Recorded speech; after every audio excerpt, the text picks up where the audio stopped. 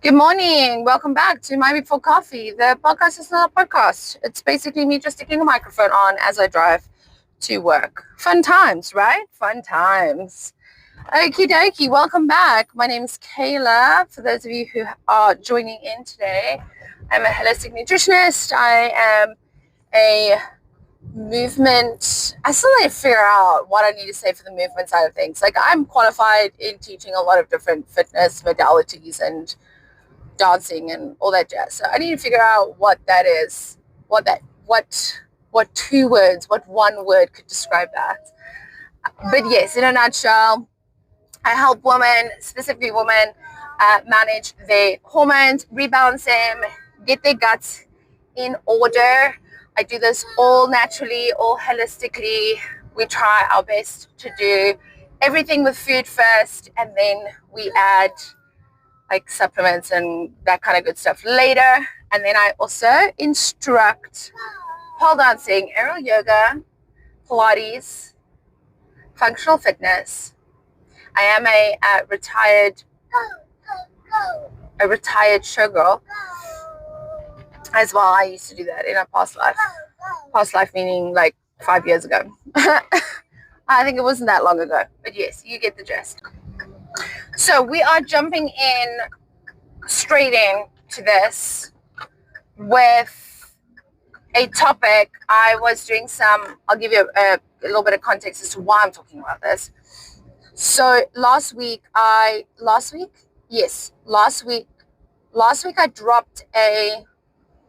could be dropping tomorrow. I'm so confused. I create so much content, I don't know where or when. Like, I cannot wait until I have, people helping me with this shit. So I've got a video, I think it's tomorrow. It's dropping tomorrow. And I talk about a few different like biohacks that you can implement and to kind of help your gut health, right? And I was editing the video yesterday to make some like short little reels and which led me obviously to, going back and doing the dreadful thing of seeing yourself talk about a topic. The weirdest concept for me, but anyway. And I just gave my son a little one of those birthday whistles, and I don't know if I'm going to regret that or not. So we'll see. So I'm going back and I'm busy editing out. I'm basically editing like into the reels, or like the really like savage moments that I say. I had some savage moments last week, apparently. Just calling it out real. And one of the topics that I came across that I was like, I think we can do a little bit of a deep dive on this specifically, was the concept that social media makes it seem so difficult to live healthy, when in actual fact, all it really takes is you cutting out the shit. Really. Like, you can be incredibly healthy just on that premise. You can start leading a very healthy life just by cutting out the shit. But social media has made it to be in the health industry, and I get it. Like, being on the other end, I know you have to make content that's a little controversial, that's different. It's a different opinion to what other people are seeing online, so that you can get the views and blah blah blah blah blah. It is an incredibly frustrating game to play if you are a social media content creator. But that being said, that has led to the health and wellness industry on social media to be absolutely wackadoodle. Absolutely wackadoodle. I mean, we getting, videos, reels of people talking about how they will never eat kale because of the oxalates, or whatever the case was, that it was, people villainizing real food, villainizing carrots. I mentioned there was a lady that was going on about the carrots. I think it was the carrots or the bananas, or something, right? Don't eat that. It's going to, I don't know, something extreme on the lines of like making you incredibly ill, right? With, the C word. And I was like sitting there and I'm like, but like, this is not what people need. It's not what people need. People who are consuming content online, who are actively searching for a way to heal their bodies because they are chronically ill or they are struggling with pain daily or whatever the case may be, you don't want to have to watch videos where people are saying, well, don't eat the vegetables, don't eat the fruit, don't drink the water. Like, what is that nonsense? Like, what is that nonsense? Like, where have we gotten to in the space that villainizing real food is the way to go? Like my brain goes like, what the fluff are you all eating? Like literally, what are you eating? If everything is not good, everything has its downsides, everything has its cons. I mean, if you're going to eat carrots for breakfast, lunch, and dinner for the rest of your life, that's problematic. Yes, I will villainize a carrot then.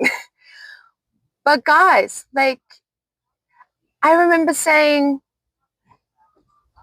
that at the end of the day, like, just cutting out the shit food, that's better, right? Like, if you're eating your whole foods, even if you're eating the bloody kale and the carrots, it's still better than a McDonald's breakfast. Okay, maybe not just kale and carrots. Add a bit of protein or something there too, right? Don't just eat the kale and the carrots. But you guys get my drift. Like, unfortunately, social media has turned living healthy into such an unattainable thing, and it has become so trendy and so cool, and this is the only way you can do it. And then we're getting different industries arguing against each other, right? You see a lot of people in the fitness industry, they're all about their macros and their micros and, eating a certain set sort of meal plan. Great. There's nothing wrong with that. We are cutting out the shit food. We're eating whole foods, right? That's a really good start. And that is what's worked for so many people in the fitness industry. It's worked and it could work for you. It might not work for you. And that's also okay. Like, but it's definitely not the only way. And that frustrates me incredibly. And then we get these industries that are fighting against each other because now, we're like, okay, well, on one end of the spectrum, you're going to have people who are punting for the keto lifestyle or for fasting. At the moment, I don't know what I've done to my social media algorithm, but I'm seeing a lot of stuff about fasting. And I am not the biggest fan of fasting for women. I understand the benefits, and there are, phenomenal research done on fasting. And there is a really good reason and purpose to fasting. I just do not use fasting with my clients, but I'm also not dealing with clients who need fasting. I'm dealing with clients who, if they fast, they're going to screw up their hormones even more so.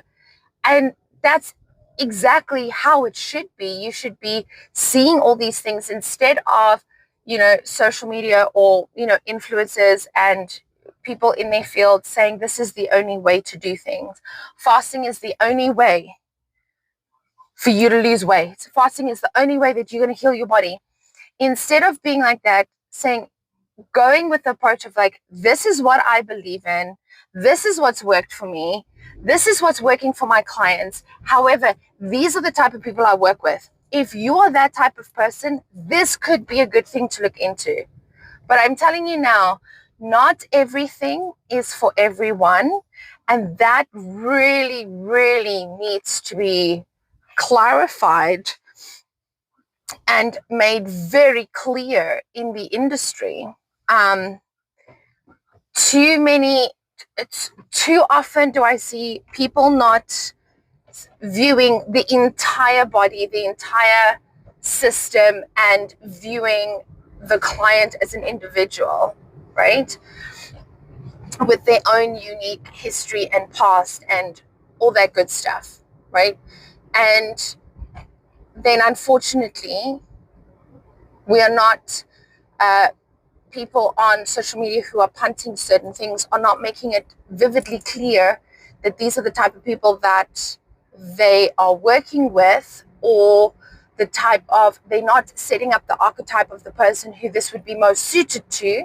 And then you're getting Sandy down the road who's got PCOS and endometriosis, listening to some random dude going, fasting is the only way you're going to lose weight. I'm like, no, Sandy, fasting is going to push your estrogen dominance into Seimuren, which for those of you who are English, is going to send it to hell and back. Okay? It's not going to work. But old Joe over there, who's talking about fasting, isn't actually talking to the woman with PCOS. But he doesn't disclose that. We're not making it like, believe what you want to believe in, right? If you are hell-bent on the keto diet, that's great, awesome. But the keto diet isn't for everyone, and that, as people who punt these things, we really need to be incredibly clear about what these things are used for, where we see the most benefit with these types of protocols or initiatives when it comes to health. And then also not being the jackass online who is villainizing a carrot. Gosh, it really gripes me. And now you guys can hear it because I'm getting real excited about this topic.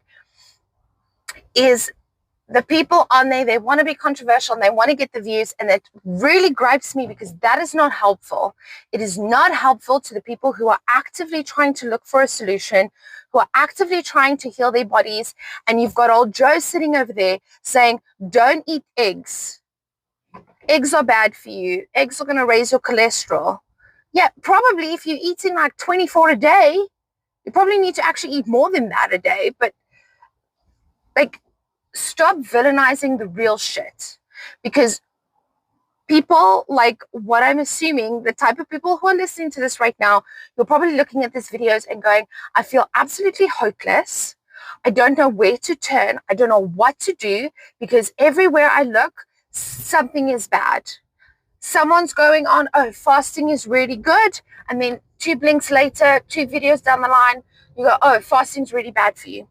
Oh, well, you need to get extra protein in. Well, let me add an extra egg and some cottage cheese in for breakfast. And then, oh no, you shouldn't be eating dairy and you should be eating eggs. Like, what the fluff do I need to do then? I can only imagine how incredibly frustrating it must be for viewers to be seeing all this crap online and going, well, what am I actually supposed to do then? Like, health should be accessible. And unfortunately, in today's day and age, whatever, right? We're sitting with an issue where too many people are not chronically ill enough to have a medical intervention or to have doctors assist them. It's kind of brushed off. So like, I deal with a lot of clients who go to their doctors and they're like, I'm struggling with fatigue, I'm struggling with irregular cycles and painful periods, and they get shrugged off. And you're like, well, it's not that bad, right? You're not sick enough. Bloods are coming back where you're still in range, but you're still feeling like absolute bullshit. And those are the people I deal with, right? It's the ones that aren't quite sick enough for medical intervention, but they still feel like shit and they need something to help them. And I go, oh, well, maybe if we cut out the amount of processed foods that you're eating, chuck away your seed oils, eat some proper protein, and Bob's your uncle. 3 weeks later, you're a new human, right? Because we're just fueling the system with what it actually needs and what it wants. And we're getting this situation where it is incredibly easy. It's incredibly easy to feel better and to heal the body and to get to a place where we're not so uncomfortable that we can't complain. Or the concept is that, like, how a lot of people are in not enough pain to change or to get out of their situation, but they still not happy or healthy, right? And then you have, Sandra down the road who is in this pain, but she goes, okay, well, my doctor's not listening to me. Let me see what I can find online. And then there's a plethora of information online. There's so much information online, which is fantastic, right? And there is a lot of great information online, but you'll need to chill out when it comes to getting your message across in 1 minute and punting it for views and saying that this is a be and all end, because then poor Sandra is going to start fasting and screw things up even more and feel even more shit. Gosh, I'm losing it, guys. You see how excited I'm getting? I'm stalling my car at an intersection. Guys, shame. At least whoever was behind me was very kind and was very patient. So I'm just getting incredibly frustrated with the amount of information online that is coming to light, where we're villainizing all the stuff that's actually, good for you.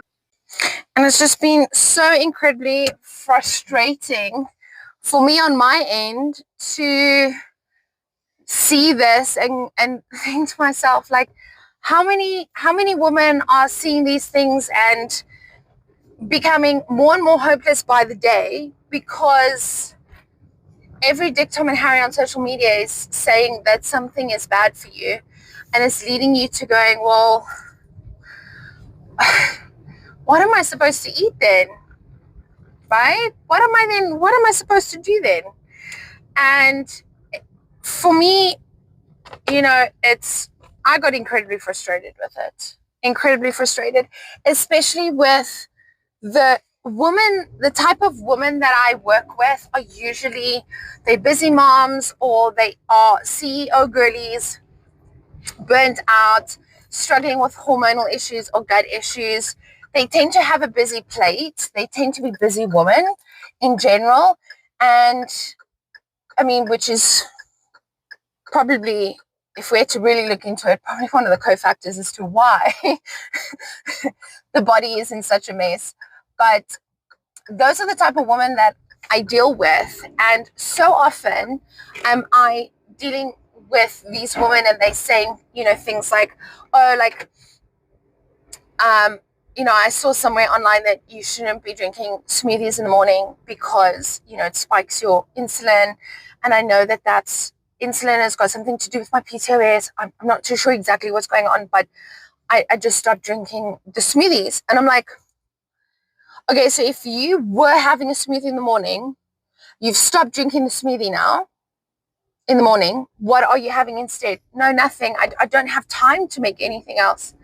I'm like, so how was that a better choice? How is that a better choice? Okay. And I see this like more often than not, right? Women are seeing these things get villainized. The protein shakes are villainized. The smoothies are villainized to all these bad things. And I'm like, Oats was another one I was talking about. Oats was also villainized. They were like, it's like a peasant food. And I'm like, yes, but oats is one, cheap, two, easy to make, three, it's so easy to dress up an oats. It's a decent breakfast. Is it perfect? By all means, no, right? Eggs and vegetables will probably be a better choice. But the women I work with, and to be quite honest, most women, okay, we have either a busy job, right? we boss babes, or we've got kids running around. Okay. We've got households to look after, businesses to look after, you know, high-ranking positions to look after, or we are needing to be out early for work, whatever the case may be, and there is no time, no capacity. Sometimes the finances aren't there to eat eggs every day. Eggs are not cheap, guys. Okay. We can't afford to eat eggs every day. We can't. We have a time constraint as to what we can cook in the morning. Okay. Some women can't cook in the morning. Okay. So whacking some hot water over some oats and covering it, or doing overnight oats, is a phenomenal option to at least get a goddamn breakfast in. It's better than nothing, but oh gosh, no. The oats are bad for you. But guys, like, is it perfect? No. And in some cases, yes, I wouldn't recommend the oats to a certain client that presented their blood work and their issues in a certain way. I would be like, okay, have your oats if it's convenient, but let's look at an alternative. However, for the most part, for most people, it's an easy, inexpensive, simple way to get a decent breakfast in the morning, which is so much better than not eating anything at all, or grabbing a McDonald's breakfast on the way to work because somebody told you that they had a decent amount of carbs and protein in it. Yeah, and it's filled with shit, chemicals, and bullshit that they probably use to make fuel, like some crazy shit. I don't know. I don't even want to have a look. I don't even want to know what's in a McDonald's. Okay, don't get me wrong. I love a good McDonald's. I love a good McDonald's. They put some magical unicorn shit in there that makes it taste delicious. I get it. Okay, but I do not want to know what crazy chemical they put in there to make it taste like unicorn shit, because I can tell you now it's not unicorn fucking shit. There's definitely not that in there. No. We are at the end of the road. We have arrived at destination. So I think it is appropriate for me to end this rant here before we get too deep and too angry with everyone on social media about punting their opinions on how vegetables are so bad for you. At the end of the day, if you're listening to this and you understand exactly what I'm talking about and you felt like you have not been listened to, you're seeing all the stuff online that's telling you not to eat basically everything in your pantry, and you're feeling completely overwhelmed with how to start your healing journey, I'm going to give it to you quick 6 right now. Number 1, my favorite thing to recommend, chuck out your seed oils. Just get rid of it. Okay. They're not innately bad. Seeds are still good for you, right? But just from the premise that I probably already know what kind of seed oil is in your cupboard, just get rid of it. Okay. Get rid of the seed oils. Get rid of the processed foods. Anything that comes in a packet, you don't have to get rid of everything, but reduce the amount of stuff that comes in a packet. Okay. Number 3, eat as much whole foods as you possibly can. Wherever you can make homemade meals, wherever you can batch cook, prep cook, they are easy. If you tell me, Kayla, I don't have time, drop me a comment. Tell me, Kayla, I don't have time to cook full-blown meals. I will send you a link to batch prep freezer meals that you literally just chuck in a crock pot. There are many ways to skin a cat when it comes to eating whole foods. There's many different ways to prep. I know not everybody likes meal prep itself. There's different ways to meal prep. We find something that works for you. And I do this with all my clients. I find a way to eat the whole foods, to eat healthy and within variety that is suitable for their lifestyle. We want to make it easy. If you've got the time and you've got the finances, enjoy yourself. Enjoy yourself. If you don't have that, then check some of my resources. I've got a bunch of stuff that can help make it a little bit easier. Okay. Chuck the seed oils, cut down the processed packaged foods, start eating whole foods as much as possible. Drink some Celtic salt in your water. You don't need a fancy electrolyte powder. Just put some salt in your water. Make it easy. Don't make it difficult. Don't stress about putting all the supplements and drinking the next fancy thing that it claims is going to heal everything. You need to start from the ground up. And that's exactly Celtic water, Celtic salt and water, whole foods, cut the shit. 3 steps. 3 simple, easy steps for you. You could start that today, actually. You could just drink a bottle of water with Celtic salt and you're ready on your way to a good standing with your body. Okay. If you're still feeling overwhelmed, if you're still feeling like, I don't know where to start, I don't know how to do this, drop me a message, pop me an email, find me on my social media, get a hold of me. I'm still an incredibly small creator at this point. So I see all of it. I see all the comments. I see all the messages. I see all the emails. They come in. Drop me an email, drop me a comment, drop me a message, whatever the case may be. Let me know you're struggling, you need help. We can have a look at getting you started on a beautiful healing journey, whether that's a consult call with me, whether that is one of my ebooks, whether it is some of my free resources, whatever fits in your budget, whatever fits in your time schedule. We'll make a plan. We'll get you set on the right road to healing, a easy, simple way, not the overwhelm with everyone villainizing everything. It's really not that bad. Being healthy can be easy, can be accessible. Okay. Instagram makes it look trendy. Instagram makes it look cool. Instagram makes it look like it's only good for the skinny white girls. Okay. It's not. Eating healthy and living a well-balanced life should be accessible for everyone and is. We just need better resources out there, and hopefully I can offer that. I'll try my best, guys. With that said and done, I'm off. I've got a big day ahead of me. I've got a big 2 weeks ahead of me. So I'll be heading out. I will catch you guys on the next one. Cheers.